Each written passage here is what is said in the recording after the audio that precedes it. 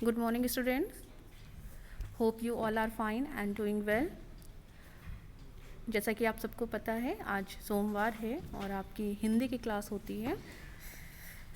Last turn पे हमने आपकी हिंदी पाठ्य पुस्तिका साधना का फर्स्ट लेसन उड़ चल हारिल कविता है, जिसको लिखा है सच्चिदानंद अज्ञे ने। इसका हमने भावार्थ पढ़ा था और आज हम इस कविता का अभ्यास करने जा रहे हैं। तो आप लोग को हम बोल रहे हैं, आप अपनी कॉपी में लिखते जाएंगे। कविता में आए हुए कठिन शब्दों को आप बुक से देखकर शब्दार्थ लिखेंगे। मौखिक पहले पाठ प्रश्न 1 आपका मौखिक है। बताइए आपने क्या पढ़ा। हारिल हाथ में क्या लिए उड़ता है। प्रश्न है, हारिल हाथ में क्या लिए उड़ता है। क्या उड़ता है? तिनका। बिल्कुल सही आंसर लिख लीजिए आप, तिनका।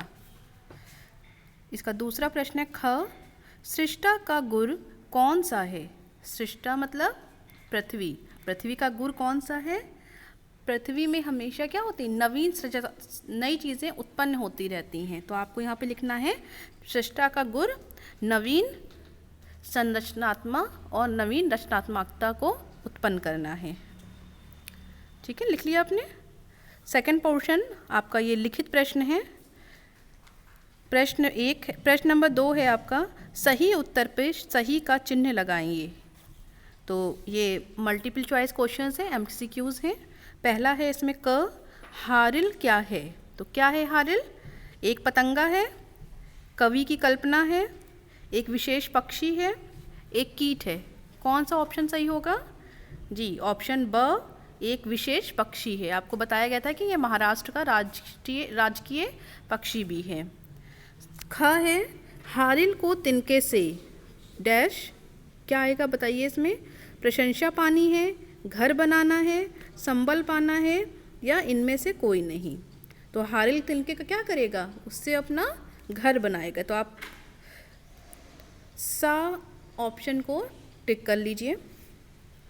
प्रश्न नंबर ग है, यह काव्यांश हारिल को क्या दे रहा है। ये कविता जो है वो हारिल को क्या दे रही है। प्रेरणा दे रही है, सता रही है, डरा रही है या रुला रही है। क्या कर रही है? प्रेरणा दे रही है। तो ऑप्शन अ प्रेरणा दे रही है सही होगा। क्लियर। आइए अब प्रश्न नंबर 3 पे आते हैं। निम्नलिखित पंक्तियां पूरी करो। ठीक है, आपको यहाँ पे कुछ पंक्तियां दे रखी हैं, यानी कि फिल द ब्लैंक्स हैं, ये खाली जगह है, पंक्तियां दे रखी गई हैं, उसको आपको पूरा लिखना है। तो क है, उड़ चल dash dash dash, next line dash dash dash किनका। तो क्या आएगा यहाँ पर, देखिए कविता से हम लोग पढ़ेंगे।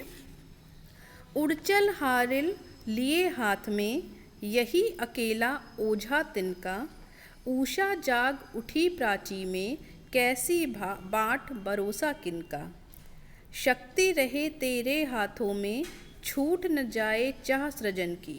ठीक है, यहाँ तक आपको लिखना है। हम फिर से रिपीट कर रहे हैं, सुनिए। उड़ चल हारिल लिए हाथ में, यही अकेला ओझा तिनका। ऊषा जाग उठी प्राची में, कैसी बाट भरोसा किनका। शक्ति रहे तेरे हाथों में, छूट न जाए चाह सृजन की। लिख लिया आपने। चलिए इसका ख है, कांप न डैश डैश डैश घेर रहा है। तो इसके लिए लिखिए, ये कविता में से ढूंढ के लिखा है, लिखिए आप लोग। कांप न यद्यपि दसों दिशा में, तुझे शून्य नभ घेर रहा है। रुक न यद्यपि उपहास जगत का, तुझको पद से हेर रहा है। आई रिपीट, कांप न यद्यपि दसों दिशा में, तुझे शून्य नभ घेर रहा है। रुक न यद्यपि उपहास जगत का, जो तुझको पथ से हेर रहा है। नेक्स्ट है, ऊषा जाग डैश डैश डैश डैश दिन का। तो इसमें लिखिए आप लोग, ऊषा जाग उठी प्राची में, आह्वान या नूतन दिन का। उड़चल हारिल लिए हाथ में, एक अकेला पावन दिन का। क्लियर है। आइए अब हम लोग आते हैं प्रश्न नंबर 4 पे, जो है निम्नलिखित अर्थ वाली काव्य पंक्तियाँ काव्यांश से लिखिए। यहाँ पर आपको 2 प्रश्न दे रखे गए हैं। प्रश्न नंबर 4 के 2 भाग हैं, क और ख। इसमें क्या है, आपको कविता का अर्थ दिया गया है और आपको बताना है कि कविता की कौन सी पंक्तियों का ये अर्थ है। तो लिख लीजिए। दसों दिशाओं में खालीपन और संसार का उपहास हारिल को उसके लक्ष्य से भटका रहा है।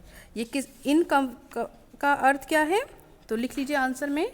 कांपना यद्यपि दसों दिशा में तुझे शून्य नभ घेर रहा है, रुकना यद्यपि उपहास जगत का तुझको पथ से हेर रहा है। क्लियर? और दूसरा है इसका, ऊपर जाने ऊपर उठने की ललक से भरा तू एक ऐसा संदेश वाहक है जिसे रोका नहीं जा सकता। हाथों में थामा या तिनका तेरे लिए एक मजबूत ध्वज दंड बन गया है। तो ये कविता में कहाँ आया है? लिखिए। आज उसी उर्ग जवाल का तू है दुर्निर्वार हरकारा, दृढ़ ध्वज दंड बना एक तिनका, सूने पथ का एक सहारा। फिर से बोल रहे हैं, लिख लीजिए। आज उसी उद्वर्ग ज्वाल का तू है दुर्निर्वाल हरकारा, दृढ़ ध्वज दंड बना एक तिनका, सूने पथ का एक सहारा। आइए प्रश्न नंबर 5 पे। निम्नलिखित प्रश्नों के उत्तर देना है। कवि ने हारिल को क्या कह के उड़ने की प्रेरणा दी है?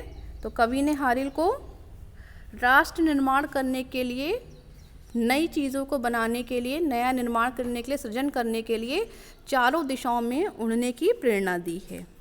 ठीक है, लिख लीजिए आंसर।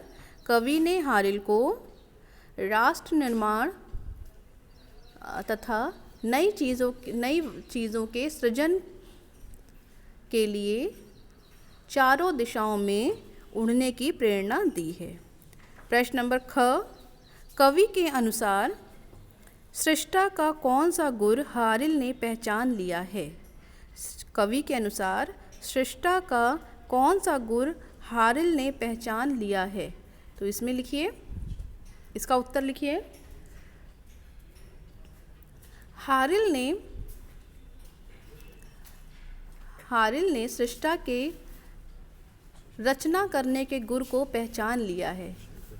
कहने का तात्पर्य यह है कि मानव अब असमर्थ या अक्षम नहीं है, अब उसमें सृष्टि का रूप बदलने की क्षमता प्राप्त कर ली है। तो कवि यही कह रहा है कि हारिल ने भी सृष्टा का रूप बदलने की, जो सृष्टि है उसका नई रचना करने का गुण पहचान लिया है।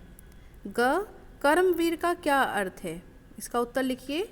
कर्मवीर का क्या अर्थ है? उत्तर, कर्मवीर का धर्म बिना फल की इच्छा करे कार्य करते जाना है। ठीक है, बिना फल की इच्छा करे कर्म करते जाना एक कर्मवीर का धर्म होता है। ठीक है, ये आपके प्रश्न उत्तर अभ्यास थे और इसका जो क्वेश्चन नंबर 6, 7, 8 और 9 है, इसको आपको अपने आप से कॉपी में करना है। उसके साथ ही आप जैसे पहले से करते आ रहे हैं, अपने फर्स्ट पेज पे आप हारिल का चित्र बनाएंगे, आपको पहले भी कहा था। उसके बाद ये कविता लिखेंगे और उसके बाद आप पहले अपनी कॉपी में कविता का संदर्भ से व्याख्या कर लिखेंगे और उसके बाद आप अपने अभ्यास करेंगे। अभ्यास का प्रश्न 6, 7, 8 और 9 आपको स्वयं करना है और नेक्स्ट टर्न पे हम पाठ 2 पढ़ेंगे। Okay, thank you, have a nice